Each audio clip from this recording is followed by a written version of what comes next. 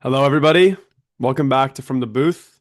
I'm Edan with my co-host Eric Morais. Eric, how you doing? I'm great, Edan. I'm great. I think we should get started. Talking about week seven recap. Get into a Yep. little bit of week eight. Let's get right into it. Yeah, man. Well, last week was a crazy week. And Eric, I don't want to, toot our own horn, but we were pretty on the head with a lot of our takes.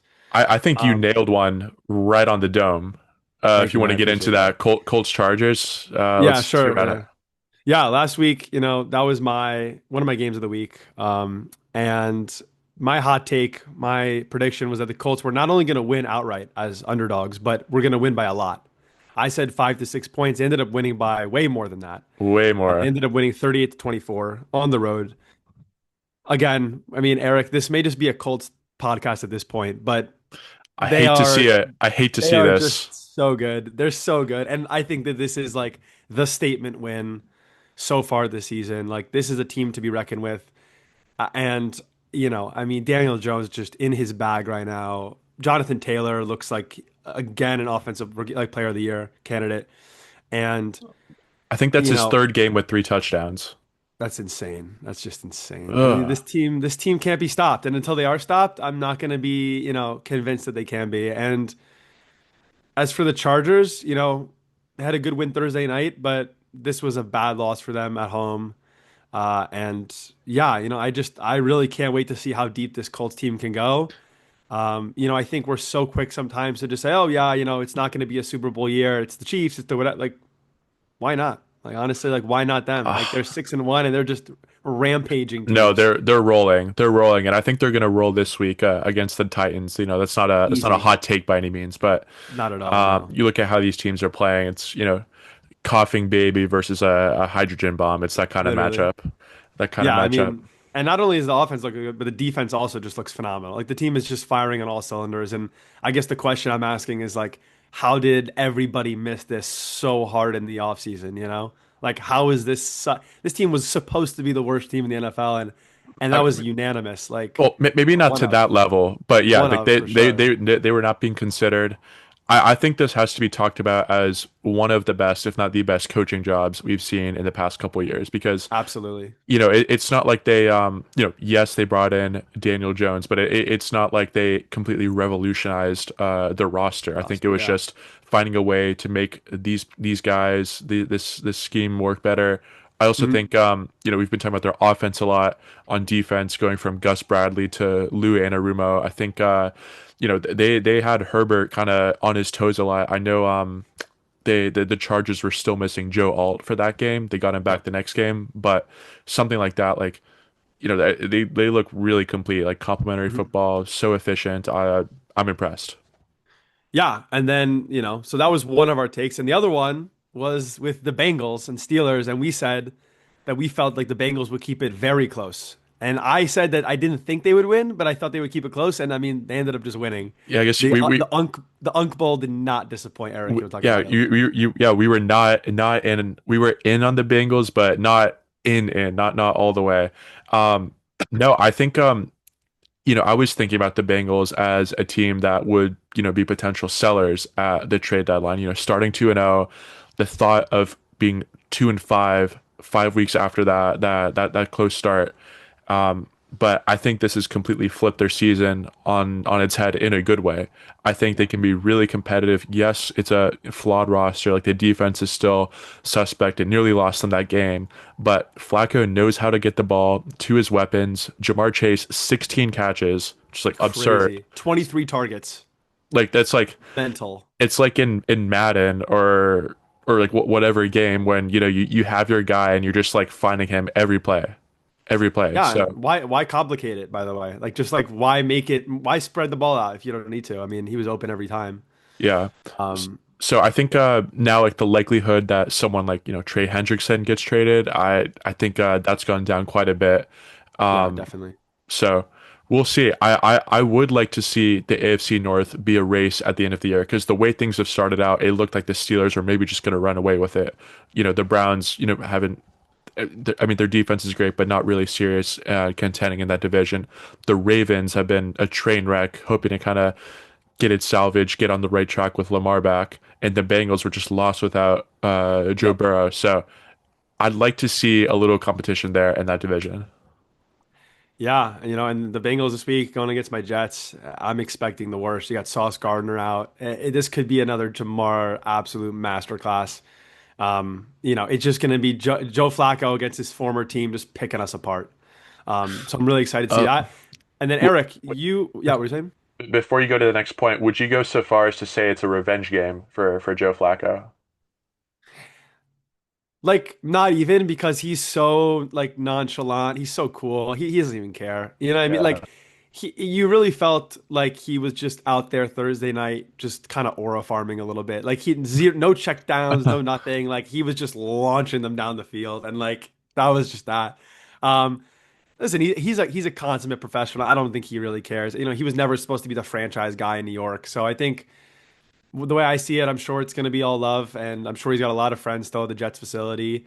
Um, and he was a fine Jets quarterback. He's a lot of fun. We had a good game with him against the Browns, a good comeback.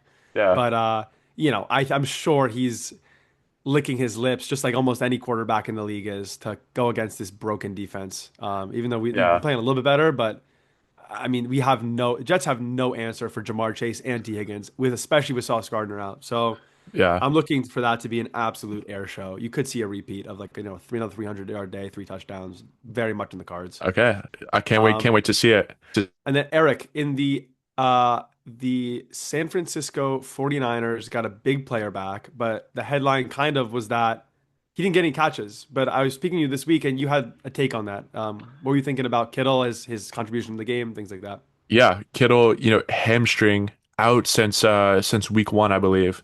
Yep. Coming back, the Niners had, they were winning games, but it was by the skin of their teeth. I wasn't super impressed at times with the run game in particular, which had been the bread and butter the past couple years. But you look at, say, weeks 1 through 6, they'd average 3.1 yards a carry throughout their games, which is abysmal, like last in the league. But CMC Yep. was getting all those touches, all that work, and he was still getting it done, especially in the passing game. But they just like were not balanced. They just couldn't run the ball. Teams like were just like winning each time there. Yep. Week 7, the Niners had 39 carries for 174 yards, 4.5 yards a carry. Do you know how much of an impact and how much you can control a game if you're able to run the ball almost 40 times at 4.5 yards a carry? Like it's ridiculous. Like you're Yep. limiting the possessions for the other team, their chance. I mean, the Falcons are talented. They have dudes. So to control the ball like that, and yes, Kittle, if you started him in fantasy, you're disappointed, but he made such an impact for that Niners team, whether it was in run blocking, like continually just opening up lanes that weren't there the past couple weeks, drawing attention away in the passing game whenever he did line up outside or did end up running routes. Uh, I was really impressed. I'll say this.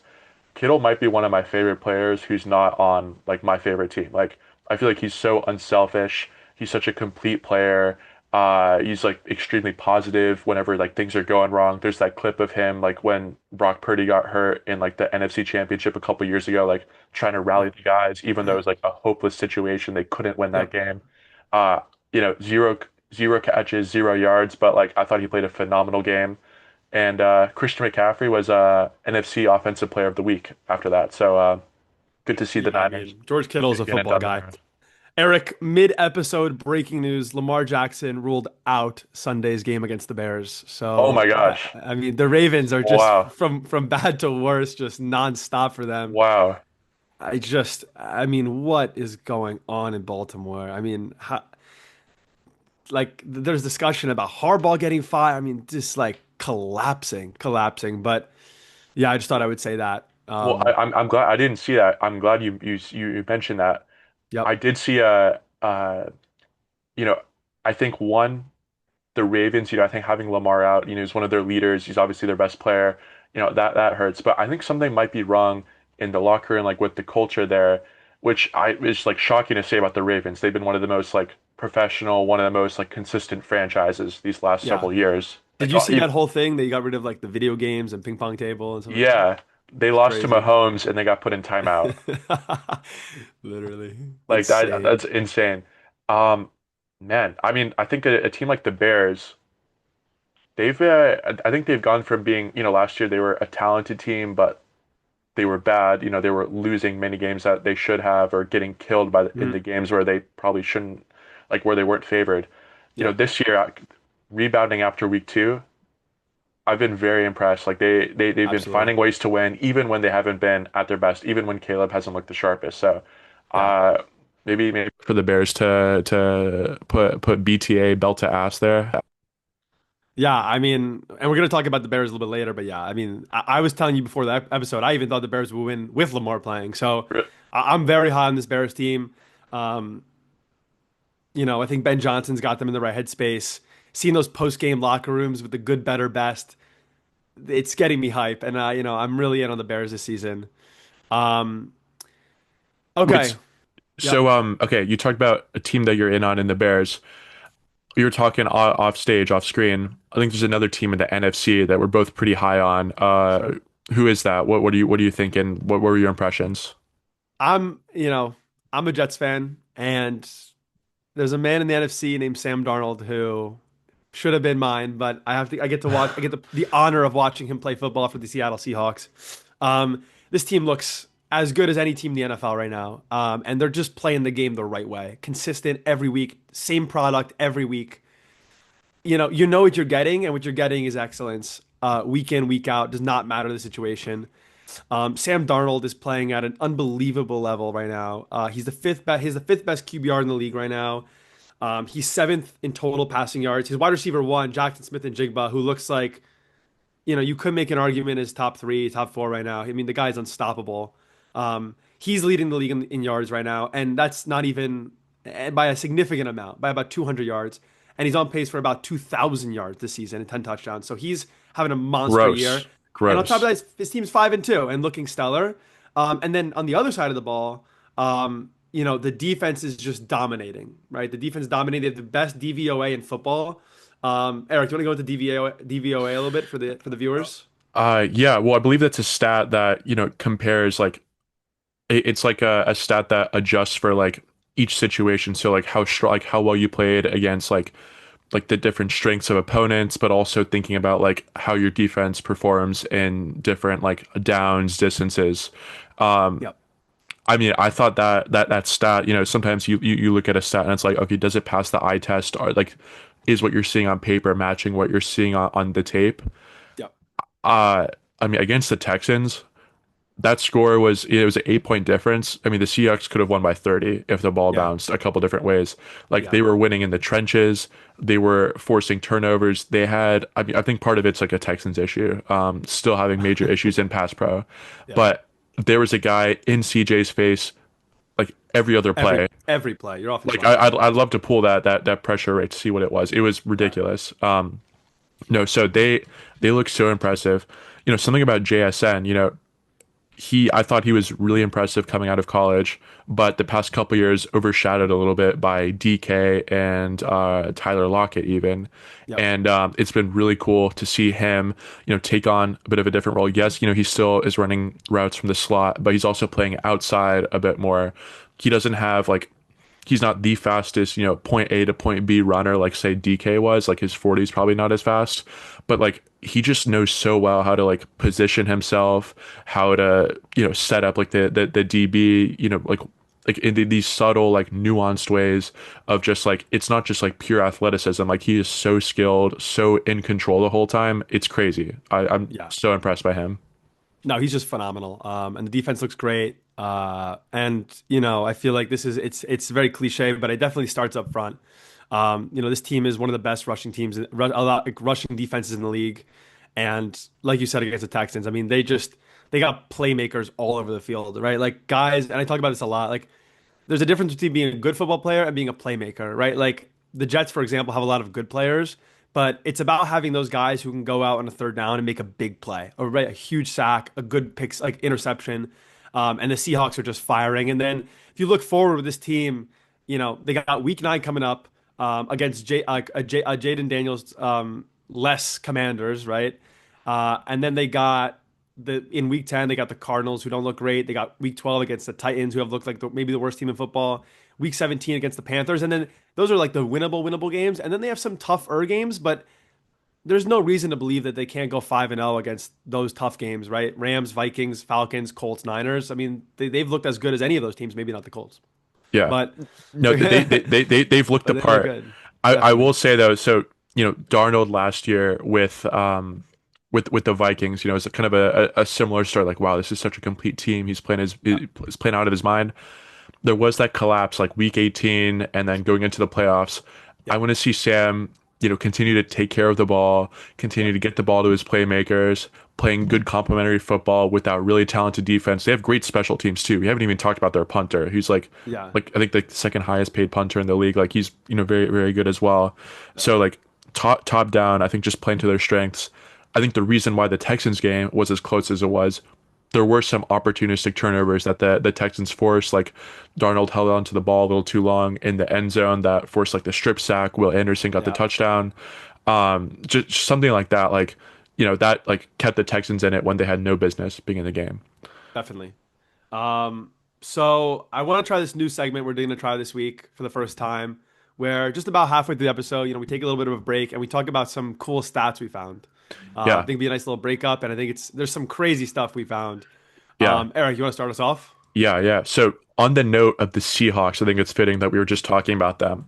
Yep. You know, we look back nostalgically that connection between Russell Wilson and Tyler Lockett. I think like a couple of years after like the Legion of Boom, like this was a really explosive offense. They had a really great connection going. In 2018, Russell Wilson targeted Tyler Lockett 70 times. He had a perfect passer rating on those 70 attempts, which is That's like insane. insane, That's insane, actually insane. insane. What? Like a perfect passer rating, like 158.3. That's Like that's unbelievable. like how like efficient he was. I Yeah, mean, that yeah, connection was.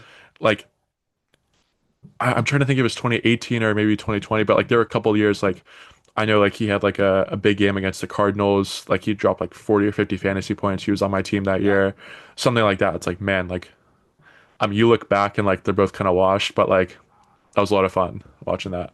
Yeah, I mean, I think there's been so much like rust, disrespect. He's a little bit, he's past his prime a little bit. He's obviously over the hill a little bit, but him and Tyler Lockett, they were disgusting back in the day, and it wasn't too long ago either. But man, that's a great stat. Holy moly! Oh, Yeah. that's crazy. All right, Okay, Eric, let's hear I one. yeah, I got a stat on the defensive side of the ball. When I read this, I did not believe it, and I had to like do multiple rounds of fact checking to make sure it was accurate. But in 2017, right, the Jacksonville Jaguars, I believe that was the year they made the NFC Championship, if I'm not mistaken, or the AFC Championship. Yeah, yeah, AFC, yeah.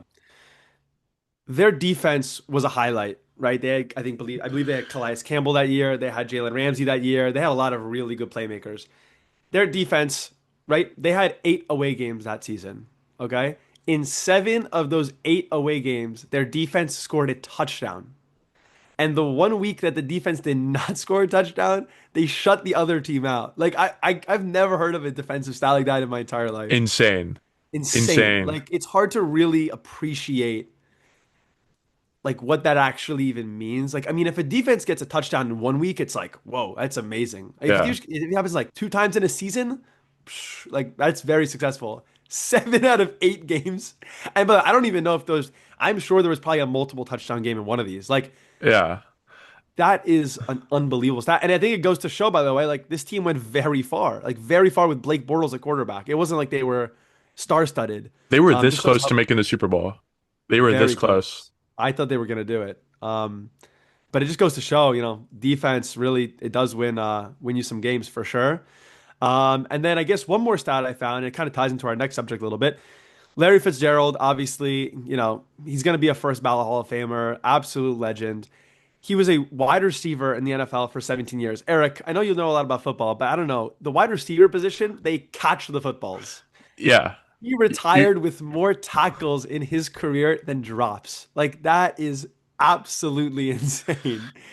I don't know. Um, I don't know if that says more about just like how sure-handed he was catching the ball, like just so reliable, or like quarterback play, or just like being a guy who like yeah, wasn't going to give up on the play and he's going to make the tackle. but wow, And that's insane. I think it was a big difference too. I don't have the numbers in front of me, but I'm pretty sure it was like he had 24 to 26 drops in his NFL career, and he had like 41 tackles, like just mental stuff. Yeah, Um, and he's gonna get his roses this year when he gets in the Hall of Fame. And I guess that brings us into our next subject, unless you have yeah, one more. Yeah. So we have the yeah. Hall of Fame ballot just came out. Some great names, legends, obviously, guys who have made the league what it is today. Eric, you want to go into maybe a couple of guys who are, on their first ballot who you maybe like to make it? Yeah, yeah. Well, so first, I think here are some of the guys who are eligible for their first ballot, and I thought maybe we break it down like who is like a definitive first ballot, who's like a Sure. little iffy. So Larry Fitzgerald, like you just mentioned, Drew Brees, quarterback for the Saints, Yep. Jason Witten, tight end for the Cowboys, and then it goes down from there. Philip Rivers, Frank Gore, LaShawn McCoy, Greg Olson, Marquise Pouncey. I see that list. I see three definitive first ballot Hall of Famers, potentially a fourth if you want to get into Philip Rivers. But I mean, I think this is a pretty stacked class. And Yeah. Edan, do you want to share with the viewers some of the points you were pulling? Because we grew up watching some of these guys, Yeah. but man, I mean, maybe it's just like I was younger, I didn't appreciate it fully, or it's been a while, I haven't remembered. Like some of these numbers are insane. Yeah, so I guess I'll go into what I found to be the most shocking one, right? In my opinion, Drew Brees, lock it in, Hall of Famer. Larry Fitzgerald, I think, locked in, Hall of Famer. This one I did not know. And when I initially told you his name, you were a little bit shocked as well. And then when I told you some of the stats, it was a little bit surprising. Jason Witten really should be a first ballot Hall of Famer, in my opinion. Yeah, Um, just looking at his stats, his resume is unbelievable. He has the fourth most receptions outright tight end or receiver in NFL history. He's behind Jerry Rice, Fitzgerald, and Tony Gonzalez. He's the second all time in tight end receiving yards. This one was crazy. He played 16 straight games seasons without missing a game. 271 out of 272 games since he was a starter his second year because he didn't start his rookie year, which is the insane longevity is crazy. at the tight end position. That's like almost unheard of. Yeah. He made 11 Pro Bowls, two first team All Pros, and made the All Decade team for the 2000s and 2010s. In 2012, he broke the tight ends reception record for a season, and that is still a top three all time season in receptions for tight end. And he won Walter Payton Man of the Year, which just speaks to him off the field. This is a guy I really like to make it first ballot. If he doesn't make it first ballot, I don't know how you give it to any tight end first ballot. He's been just about as good as it gets. And, I don't really care for the argument of like, oh, well, he just played a long time. Like, what? That's part of it. That's definitely part of his Definitely resume part is of that it. he played for a long time. And I think it's a net positive, right? Like, I think we romanticize peaks so much, right? We talk about like Cam Newton in his prime and RG3 in his prime. And these guys are great football players. But there is something to it about being able to play for such a long time at such a high level. So that was just, my guy I thought was really interesting. Yeah. But obviously, I think these other guys deserve their flowers as well. Eric, maybe you want to go into Drew Brees a little bit. Yeah, yeah. Well, before I do that, there's a saying that I really appreciate. The best ability is availability, Yep. and in this day and age, you check injury reports and they're just littered like with guys are questionable, guys are week to week. To see a guy like Jason Witten like with that kind of consistency, that longevity, like that creates stability in the building and like the game plan, a consistent presence for his team. Like I just think that's so impressive. Yeah, absolutely. Yeah, no, and then someone like Drew Brees too. Uh, I think it's pretty remarkable considering that like he wasn't just like a one jersey guy. Starting with the Chargers, kind of cast off a little bit. Had a was it a neck injury or it was something along those lines? But He he had was some injury when he left the Chargers. Yeah. yeah, like kind of not quite damaged goods, but it was like to think from that point to now like to be like a definitive first ballot, one of the best quarterbacks ever. I think is pretty remarkable. So let's just read off some of the stats here. Second all time in passing yards, second all time in passing touchdowns, first all time completion percentage. So like we're talking about efficiency, we're talking about longevity, and we're talking about a peak in 2018, the best completion percentage in a season ever, 74.4. Also, we think about what's like a benchmark for like a really explosive or historic quarterback season. 5,000 passing yards. He's done that 5 times. No other quarterback has done it more than four. So it's just Yeah, like absurd. that was Even a crazy stat. like adding on like the 17th game, you would expect like, oh, like maybe more quarterbacks are doing it. Like we really haven't seen that yet. Like it's No, really difficult to do, yeah, even with that extra game. And then you also think about the impact that he had on that franchise, on that city, coming off of like Hurricane Katrina, like a tragedy there, like the city rallying around the football team. Walter Payton Man of the Year. But then also before Drew Brees joined the Saints, the Saints had one win in their playoff history. After him, nine playoff appearances, seven division titles, one Super Bowl. yeah. Pretty remarkable. So, Yeah, no, he's an all time. He's an all yeah, time great for sure. And then I guess we can talk about quickly, some of the guys maybe who I love, but I don't think are first ballots. You said Philip Rivers. I love Philip Rivers. He's a great quarterback. I don't know if like being a first ballot Hall of Famer, like you need to have some real juice behind you, and I just don't know if he does it for me personally. yeah. Frank Gore, great running back. He may. I don't think he has the same resume as some of the guys we mentioned. So when I think about like first ballot, I guess I should have mentioned this earlier, but when I think about first ballot, we're thinking about, peak, we're thinking about longevity. I think you're like a no-brainer if you're either in the Mount Rushmore of your position, so like top four, or Yep. like you can make a very, very serious case.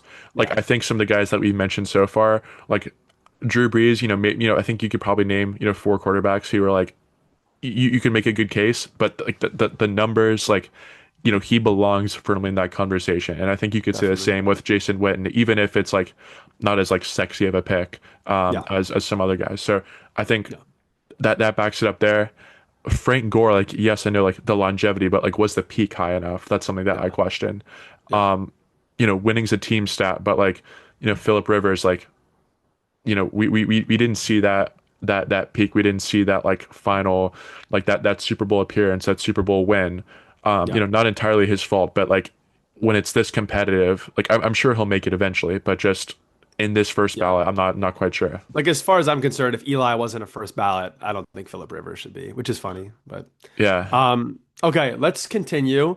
I want to look at one of the more interesting divisions in the NFL right now, the NFC North. Extraordinarily competitive. And I know you have a lot of thoughts on this division, a lot of really interesting storylines. But, as far as I'm concerned, in my opinion, you have three really serious teams, and you have the Vikings, who are a very good team, but they're not like what's making this division tick. Do you want to jump into any of these teams? You want to pick a team out and talk about them a little bit? yeah. Well, I think just first, like when you're thinking about, you know, part of like sustained success in the NFL is like having a stranglehold of your division, like being able to like, control that. Like that's six games of your schedule that determines like do you get a home playoff game or not at the end of Yeah. the year. So I think like having six, like it's so important to, win your division, to be at the top there. But when things are this competitive like they are in the NFC North, like, it's hard to do. Like it's hard to see repeat winners or sustained success there. Yeah. That said, the Lions and the Packers, kind of neck and neck at the top of that division. Um, I like the Lions by the end of the year to take this away. Yeah, the Packers beat them week one pretty handily, but I think since then, the Lions, like they've just gotten right back to their brand of football. We thought there'd be brain drain. We thought like losing their coordinators, like the team wouldn't be the same. Yeah. I think they've looked just as good, if not better, in some Absolutely. Yeah. ways. Their Like offenses looked explosive the last couple of weeks. explosive. Like they can beat you in so many ways. They can like they can just chip away and have like a 12, 14 play, 90 plus yard drive like they did multiple times against the Ravens on Monday Yeah. Night Football a couple weeks ago, or like they did against the Bucks. They can break off, 70, 80 yard runs from, when you have Gibbs, who's like a literal track star, running down there, you can't catch him behind an offensive line that's gelling. Look out for the Lions. So I like to see them take this division. I'm curious, Edan, like, do you have any thoughts about the Packers? Because hand up, I thought they were the best team in the league probably through the Yeah. first 2 or 3 weeks. But I don't know about you. I haven't felt the same confidence in them lately. Or they've been winning, but it hasn't been as like soundly, as like Yeah. handily, as like complete of a game as you'd like to see given that talent. Yeah, I mean, I think, I love your analysis of the Lions. I agree they're a very strong team. I think people need to stop reacting so aggressively to the Packers. Like you said, 2 weeks in, it was like, yeah, the Packers are going to win the Super Bowl. They looked incredible, and they have one loss. They have one loss. They have a tie, which wasn't pretty. It was a very bad game for them, Very but like nearly could have lost, they could have lost that game, but they but they didn't. didn't. And Yeah. and so like as far as I'm concerned, there's offensively, I think they're functioning okay. They've got about 26 points per game right now offensively. The run game isn't perfect. I know they've taken a bit of a step back with the run game, but you know what? Like the offense is playing well enough to win. The defense is playing well enough to win. Top 10 in sacks, top 10 in points allowed. I don't hate again. I agree with you. I think the Lions just have that firepower to really make the push, maybe late season. But I don't think this Packers team is going to be bad at all, and I would not be surprised if they win the division. For me though, I have to be honest, Eric. I think the easy pick is the Lions here. I really, really like the Bears. I really like the Really? Bears. Yeah, I don't Okay. know if I like them to win the division, because it is such a competitive division, but like you have to give props to what's been going on there.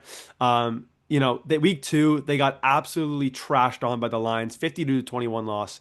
And Yeah. they've come now 4 straight wins. And I would say they've gotten 4 straight wins with not amazing quarterback play.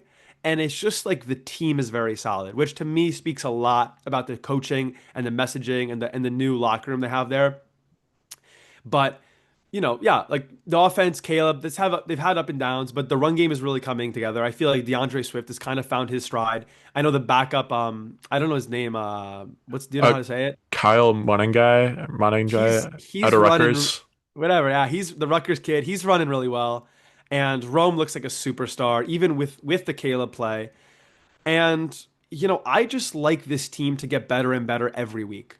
Um, I just think it's one of those things where I love a team that can play well when things are not going their way, right? Like you've seen the last 4 weeks, and I was talking to my friend Aiden, who's a Bears fan. He was saying that, there are moments where any other year he's thinking, oh yeah, the Bears lose this game every time, but they just aren't. They're just winning. And at the end of the day, good teams find ways to win, and I think the Bears this season have been finding ways to win. Yeah, absolutely. I think there are a couple games on their schedule this year that I think with last year's coaching staff, with last year's development of young players like Caleb and Rome, I think they definitely would have lost. Winning on the road in Vegas, their defense was banged up. Genti had a career day, finding a way to win, blocking that last field goal. Or even on the road, Monday Night Football against the Commanders, misty conditions, kind of a storm coming in, finding a way to force turnovers, finding a way to, take care of the ball for the most part on their end, finding a way to run the ball down the Commanders' throat in the last drive to make sure that they had the last play, the last score, and not letting the Commanders have any chance for anything coming the way back, like we saw last year with that Hail Mary. So I've been really impressed by the Bears. I will say just behind the scenes of the show, shout out to my girlfriend Katie. She's from Chicago, watching the first couple episodes. Where the Bears, there's no mention of them. But I feel like at this point, like, we have to Yeah. talk about them. They've made a serious mark on the league. You look at the schedule these next couple weeks. Uh, I think we could see them continue to put some wins together and Yeah, I really mean, threaten the top of this division.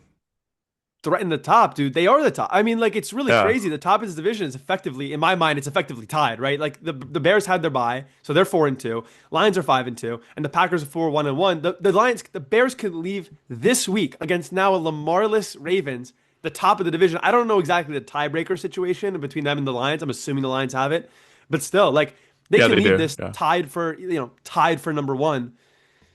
No joke, no joke. And I think it's just three. If the Bears can stack a couple more wins in a row, like this is a serious conversation we're Yeah. having. You look at these next couple games, Lamarless Ravens, um, the Bengals, who I think they've definitely improved. We talked about Bears Flacco can win that earlier, game. but Bears the can win Bears that can game. definitely win that game. The Giants, who like that's a tough game. I think Bears can win considering that the way they're game. playing, the Bears can win that game. The Vikings, I think we should maybe segue into the Vikings, but like I think you look at like this next stretch. I think if like they very well could stumble, but I've been really impressed by what Ben Johnson's been able Oh to my do. God. That defense, despite Dennis Allen kind of struggling a little bit, in this role, missing Jalen Johnson. They've come along well. Eric, I have some more But breaking news. no, Justin Fields will be starting this Sunday against the Bengals. no, Oh my God, man. no. That's crazy. I can't even Just- get it to right now. ah, But that's just I mean, the Jets are an okay. absolute train wreck. Okay, let's go into the Vikings real quick and then we'll jump into our games of the week. Yeah. Yeah. The Last like two, three Vikings, minutes here. Yeah. yeah, I think the Vikings in my mind, they're not I don't think they're that serious this year. I think their quarterback play is just not at a level where you can be a competitive team. You Carson can't win Wentz in looks this league like that. no, Carson Wentz looks horrible, and I'm not even convinced that JJ McCarthy's even injured anymore. I think they're just benching him, frankly. Yeah. He's been out 8 weeks with like a literally like he rolled his ankle or something. I don't even. I mean, like the guy is injured, but like it really feels like they're just benching him at this point. Yeah. They don't You think know, he's ready. they don't think he's ready. They're not even giving the third string Bosmer or Brosmer or whatever. They're not even giving him a chance. Talented roster. We see every year with this team. The Vikings always look like they're going to be good, and they just haven't. Jordan Mason played well when Aaron wasn't there. Aaron Jones wasn't playing, but again, injuries. I just don't see this team being as competitive as the other three in the division. Yeah. No, I agree. Kind of a shame considering how good they were, how complete they were last year. Yeah. They have to be kicking themselves like, should we I don't, have kept? I mean, dude, they had Sam Darnold and Daniel and Jones who on look the like both roster. top five quarterbacks now, which is crazy. Crazy. Okay, Um, last minute or two here. Game of yeah. the week. Any predictions that maybe we can look back on a week from Yeah. now and gauge where we were at? So I don't have a game of the. I think the game of the week in my mind is going to be the Packers Steelers game. But my hot take, my prediction is that I think that, and I don't know who's considered the favorite or whatever. I think the Cowboys get a win in Denver, and I think the Saints keep it at least close with the Buccaneers. I like the Saints are a scrappy team and they're just a pain in your ass. And they're playing at home now, 1-6, nothing to lose. And the most dangerous kinds of teams are the ones with nothing to lose. I like the Yeah, fight we've been seeing from this team, and the Bucks have looked very good. And I like the Bucks to make a deep push, but the Bucks have had some tough games. Baker did not look good last week. not at all. I really think that this could be a game that's tighter than a lot of people expect. But that's my take. I think the Saints keep it close, and I think the Cowboys win outright in Denver.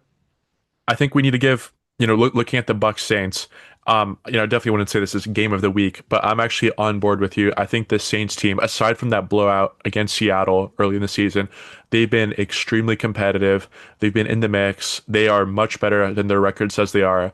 And I still am very high on the Bucks, but I think they very easily could have, one, two, three fewer wins than they do, just given the tight kind of nature of these finishes. And part of that's Baker just so clutch at the end of games. But part of it, like there is a little bit of luck, there is a little bit of, chance the ball can bounce a different way. Yeah. I wouldn't be shocked, next week we're recording saying the Saints got one. Well, I'll tell you, Eric, actually, it's interesting. I thought this would be way bigger, and not to get into the odds of it, but the Bucks are actually favorites by a field goal. Really? Oh, Three and a okay. half points, four That's kind of points. surprising. Surprising. So, like, even Vegas thinks this one could be close. Um, yeah, I mean, I just don't hate that. Eric, you got a game of the week? Um, I mean, I'm a sucker for the storylines. I'm a sucker for Carrie Underwood. Usher gets into a beautiful Sunday night game, but man, In Pittsburgh.